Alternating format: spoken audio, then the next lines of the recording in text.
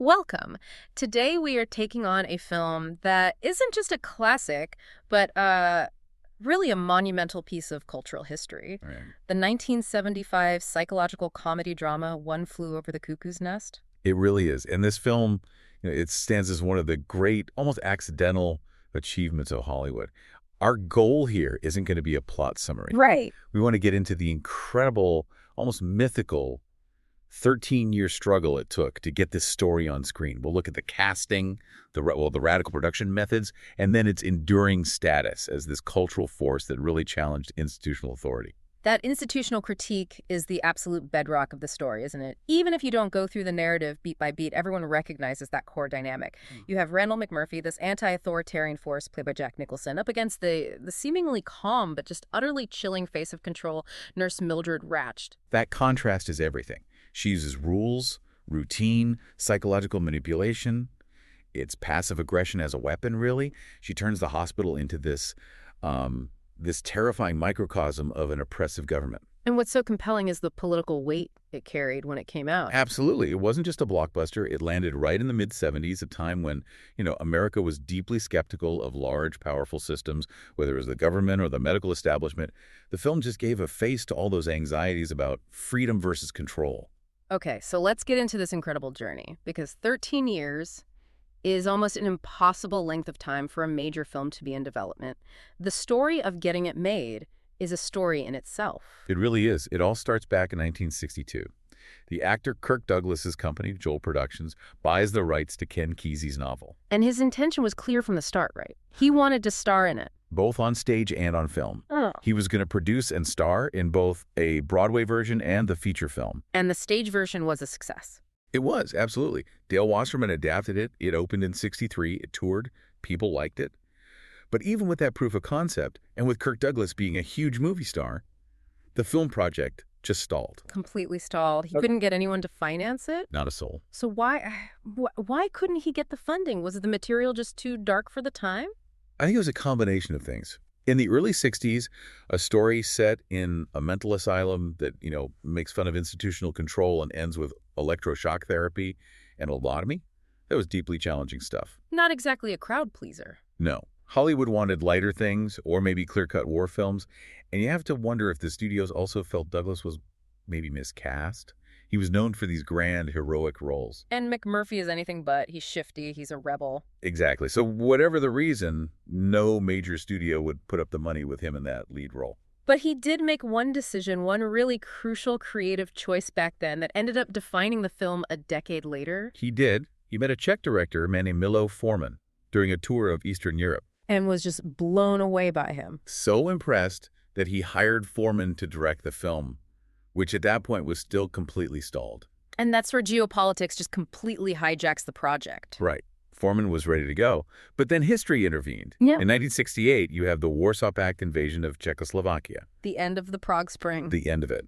And that immediately stopped Forman from working on anything like this. This was the beginning of what they called normalization. Which, for anyone who doesn't know, normalization was not a good thing. It was a massive Soviet-backed crackdown, a reversal of all the artistic and intellectual freedoms they'd been experiencing, heavy censorship, strict surveillance. And Forman, who was already known for his critical films, he was immediately on the radar of the secret police, the STB. The surveillance was total. Huh.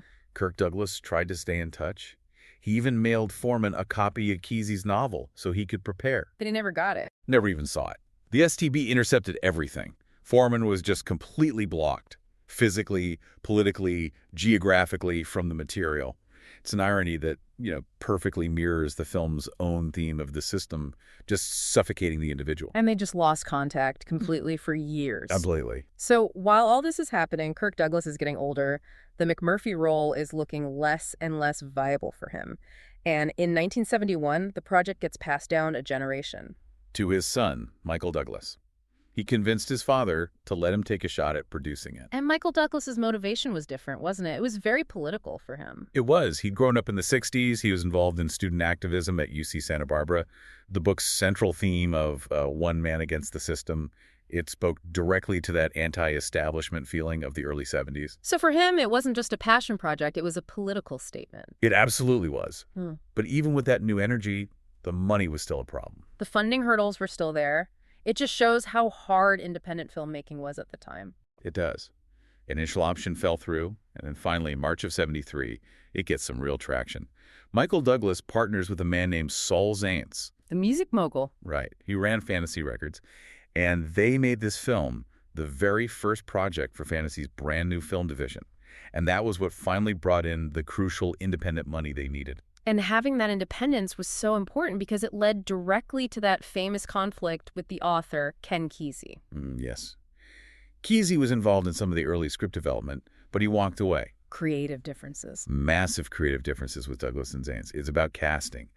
But the big one, the most important one, was the narrative point of view.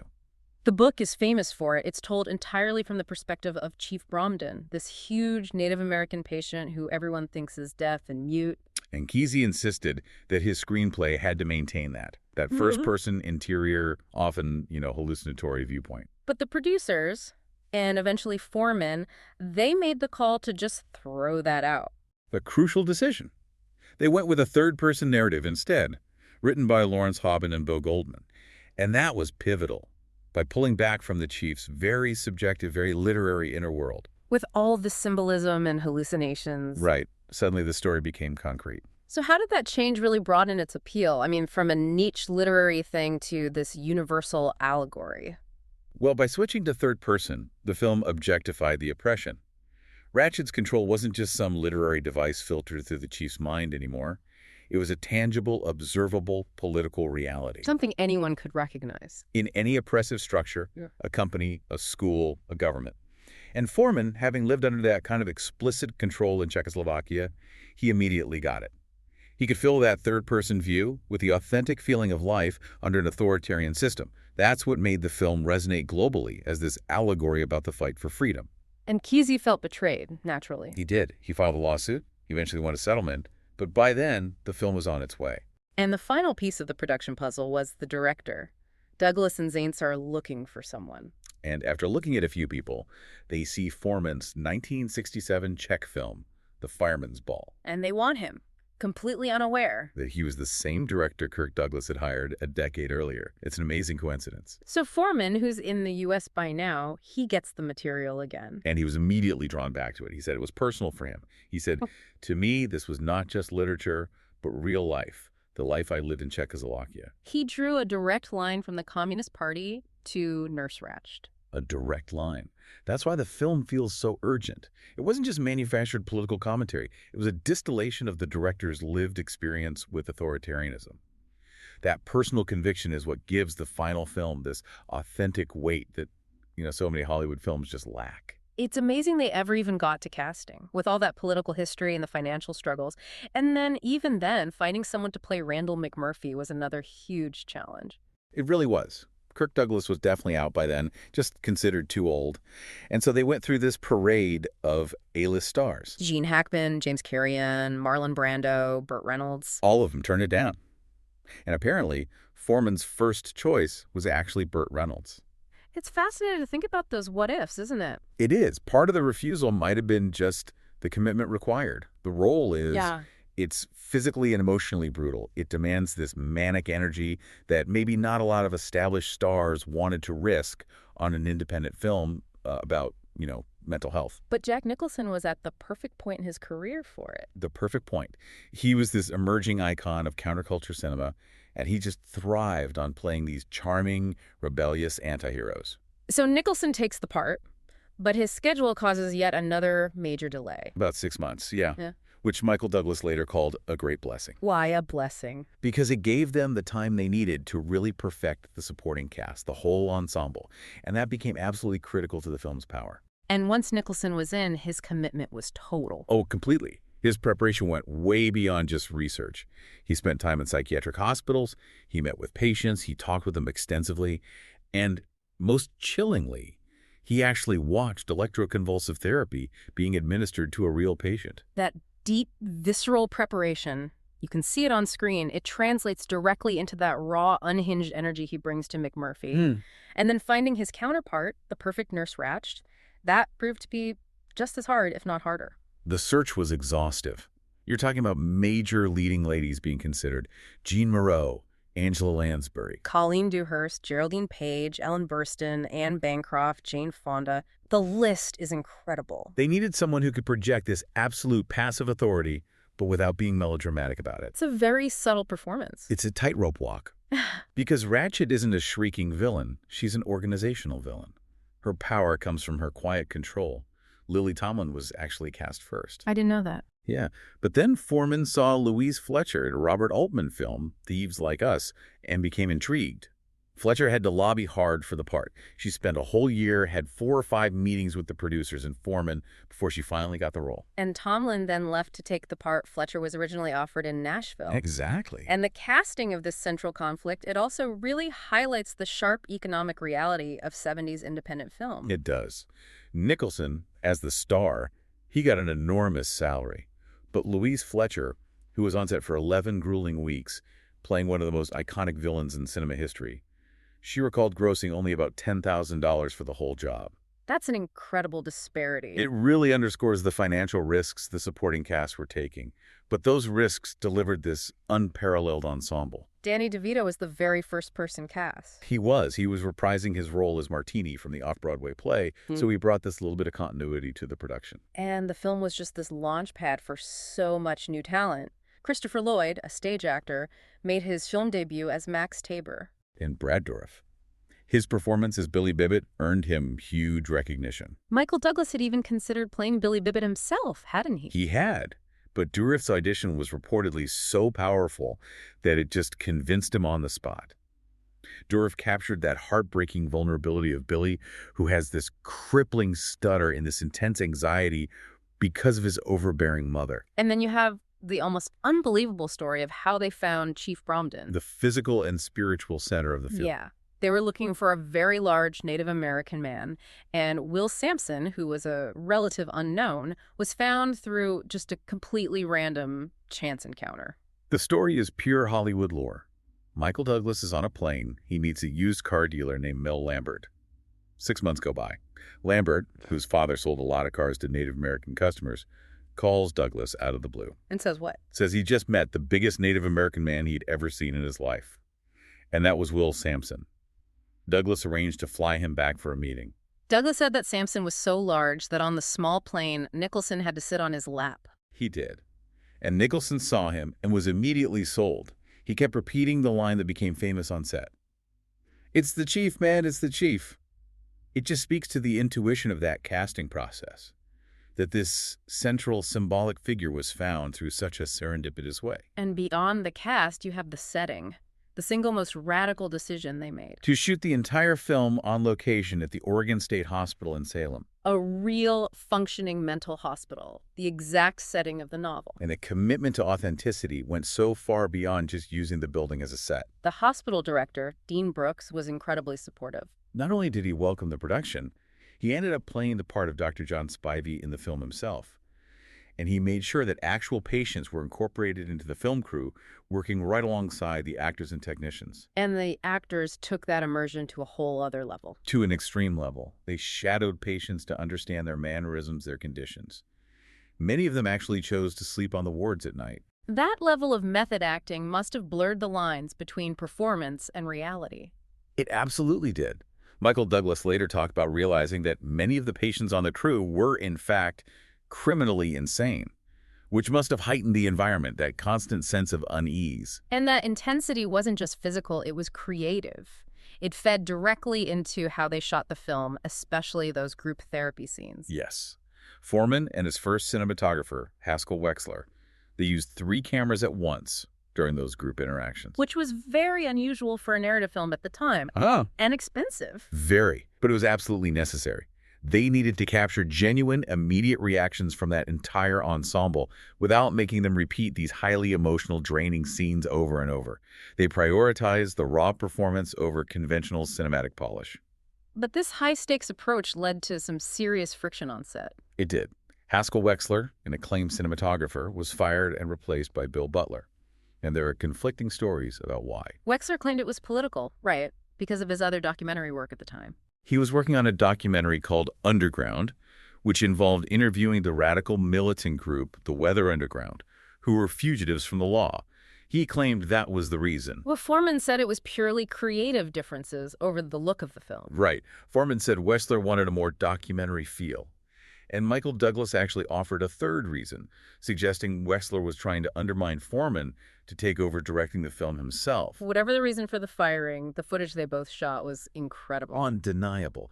And remarkably, both Wexler and Butler received Oscar nominations for Best Cinematography for the film, a very rare situation that just highlights the visual power they achieved, despite all that chaos. Wexler himself said there was only about a minute or 2 minutes in that film I didn't shoot. And the tension wasn't just with the cinematographers. There was significant friction between Nicholson and Forman. The star and the director, Bill Butler, the replacement cinematographer, confirmed that Jack Nicholson completely refused to speak directly to Forman. At all. He would only communicate through the camera department. That sounds like a complete production nightmare. I mean, how do you maintain any focus or direction with that kind of pressure? It was a testament to the cast's professionalism, but it did hurt morale. Michael Douglas actually had to step in at one point. He had to convince Forman to show Nicholson and the rest of the cast some of the daily footage. Forman hadn't been doing that. No, he preferred to keep the actors in the dark to maintain spontaneity. But the cast was losing confidence in the whole project because of it. So if you pull all of this together, the commitment to method acting, the risk of filming in a real asylum, all the creative tensions, it all contributed to this raw, unfiltered, almost frighteningly real power in the final film. Exactly. It transcended a typical studio movie because it was an artistic battle being fought on multiple fronts, and that battle came at a steep price. The production, initially budgeted at $2 million, ended up costing $4.4 million. And Saul Zaentz, the co-producer, he financed that overrun himself. He did. He borrowed heavily against Fantasy Records to cover it. That financial gamble just raises the stakes on the whole enterprise even higher. So after all that drama, all that expense, and after many studios had turned down distributing it, United Artists finally releases the film on November 19th, 1975. What was the reception like? It was immediate proof that all those artistic risks paid off commercially. The film became the second highest grossing film released in 1975 in the U.S. and Canada. And because it came out so late in the year, most of its revenue was actually in 1976. Which made it the highest grossing film for that entire calendar year. Worldwide, it brought in a staggering $163.3 million. At the time, it was the highest grossing film United Artists had ever distributed. That kind of commercial success, paired with the social themes, it made it an instant phenomenon. And the critical awards, they were historic. We have to talk about the Big Five achievement at the Academy Award. It swept every single major category. Best Picture, Best Director for Milos Forman, Best Actor for Jack Nicholson, Best Actress for Louise Fletcher, and Best Adapted Screenplay. Winning all 5 of those is incredibly rare.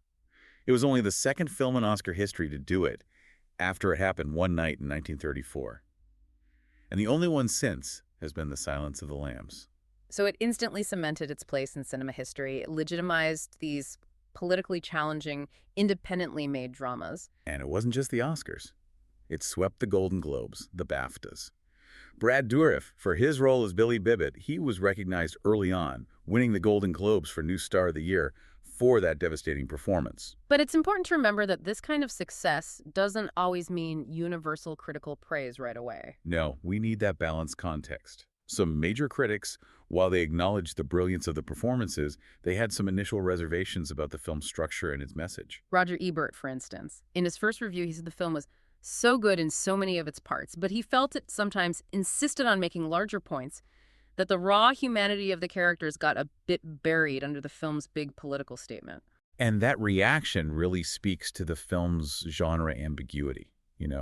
Is it a black comedy? Is it a profound social tragedy? Vincent Canby at the New York Times touched on that. He called it a comedy that can't quite support its tragic conclusion.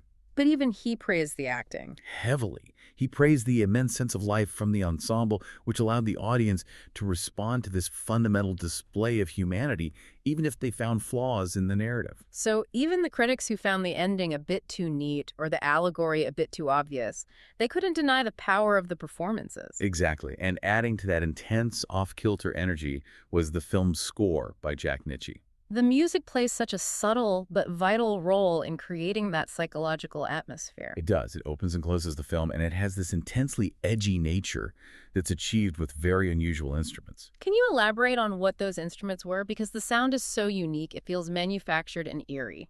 The central, disturbing sound was created using an eerie bowed saw, which produces this high-pitched, wailing, deeply unsettling tone, almost like a human cry of distress.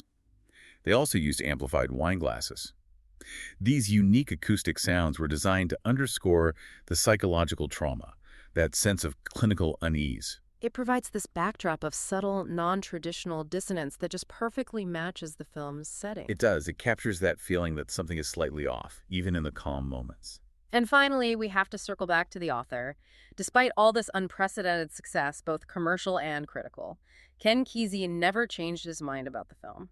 He was completely consistent in his dislike for it. His issues came directly from those creative changes, especially abandoning Chief Bromden's point of view. He felt the film lost the interior, mystical quality of the novel and just became a straightforward anti-establishment story. And he famously refused to ever watch the completed film. He stood firm on his decision to disown the adaptation, which is such a dramatic contrast to its public reception. So connecting all this history to today, the film's legacy continues to echo decades later. It's given us these powerful, often conflicting symbols of defiance and institutional cruelty. And we have to pause here to address the most profound tragedy of the film, the fate of Billy Bibbit. Billy Bibbit, played with such devastating vulnerability by Brad Dourif. He really represents the ultimate institutional victim.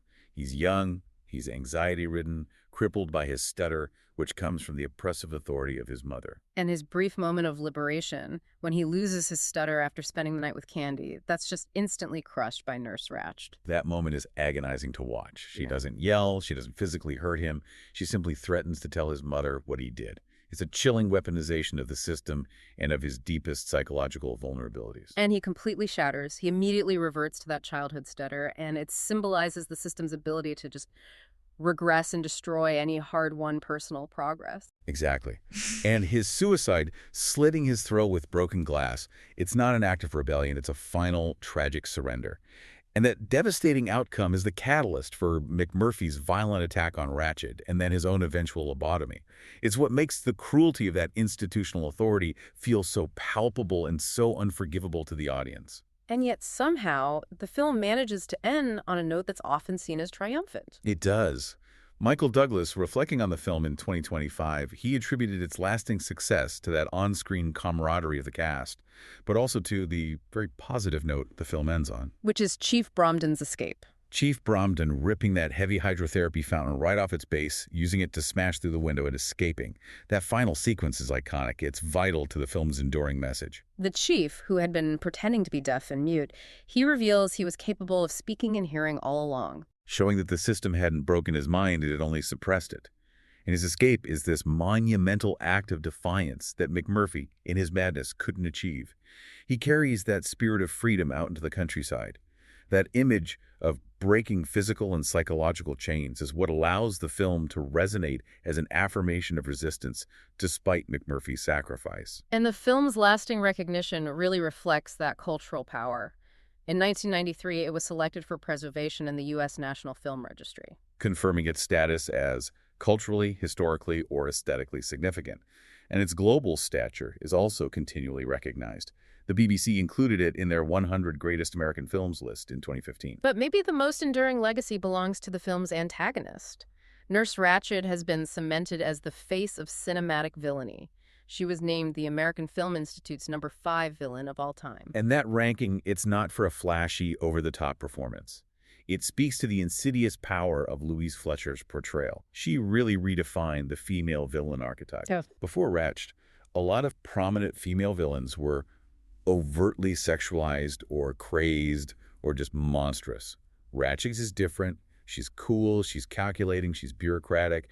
Her villainy comes from her dedication to systemic control and emotional sadism, not theatrical malice. She weaponizes quiet authority. And professionalism. She represents the danger of institutional rigidity itself. and she became this powerful symbol for anyone who's felt powerless under a rigid administrative system. And that character is so powerful that her backstory became fertile ground for more stories, leading to the TV series Ratched. Exactly. Expanding her mythology decades after the film's release. And the film's influence just stretches so broadly into modern media, it's constantly being referenced and parodied. A great example that ties directly back to the original production is that episode of It's Always Sunny in Philadelphia. Yes. The episode Sweet D Has a Heart Attack. It features a subplot that directly parodies the asylum setting and the characters, and what makes it so significant is that Danny DeVito, who played Martini in the original film, is a star on that show. And his character, Frank Reynolds, takes part in a subplot that mirrors the original film. He even interacts with a character named Martini, a nod to his own original role. And crucially, the episode also features Tim Sampson, the son of the original Chief Bromden actor Will Sampson, playing the chief in the parody. It's this generational inclusion that creates this really specific and often humorous tribute to the original cast. You see references in animation, too, like on The Simpsons, where Homer ends up in an asylum, and the imagery has inspired musicians. Right. The former Pantera singer Phil Anselmo's band released a music video called Choosing Mental Illness that's a direct tribute, recreating scenes from the film. But perhaps the most complex and lasting cultural effect is its impact on the public's perception of psychiatric treatments, specifically electroconvulsive therapy, or ECT. That depiction in the film is brutally memorable. It portrays the treatment as a punishment, a tool for brainwashing, not as a medical procedure. And how profoundly did that cinematic moment affect real-world conversations about mental health care? The effect was immense, and often, very negative. The film cemented this public fear of ECT that persists today, long after the procedure's methods have been modernized and refined. There's a direct reference to this in the Broadway musical Next to Normal. There is. The main character, Diana, has a song where she expresses a deep feel of receiving ECT, specifically because of how it was shown in One Flew Over the Cuckoo's Nest. It's a perfect illustration of how a piece of fiction can shape and solidify public misconceptions about medical science for decades. It's a challenging thought. The film was this necessary warning against institutional abuse, but in doing so, it inadvertently created a lasting stigma around treatments that can be effective for people with severe mental illness. Exactly. And that complex relationship between necessary social critique and medical accuracy remains one of the film's most nuanced and most debated legacies. This film really is a definitive study of how art can capture a cultural moment. We've talked about the impossible 13-year production arc, the political backdrop that sharpened the director's vision, that historic Big Five Oscar sweep, and the continuous cultural influence it still exerts, all driven by that powerful ensemble and the risks they took. It's a phenomenal achievement. It managed to be a huge commercial success while delivering this searing critique of institutional power that resonated around the world. The film's power is undeniable. But it does lead us back to an essential and maybe contradictory historical tension. What's the final perspective we should be considering here? You have to reflect on the profound discrepancy between the film's central story, a brutal depiction of an asylum as a place of abuse and failure, and the actual production process. The film was only possible because it had the full cooperation and support of the real-life Oregon State Hospital director, Dean Brooks. He acted in the film, he integrated actual patients into the crew. So the film serves as a stark warning against institutional abuse. And, paradoxically, was a product facilitated by a reforming, progressive element within the psychiatric community itself in the 1970s. So what is that tension between a film showing institutional failure and the institution's genuine desire to help create that film? What does that reveal about society's evolving and perhaps conflicting relationship with mental health care in that decade? It leaves you questioning who is really in control of the narrative and why the institution chose to collaborate in its own critique. That's a powerful and challenging question. It adds a whole other layer of depth to the film's legacy. Thank you for guiding us through this material. Thanks for listening.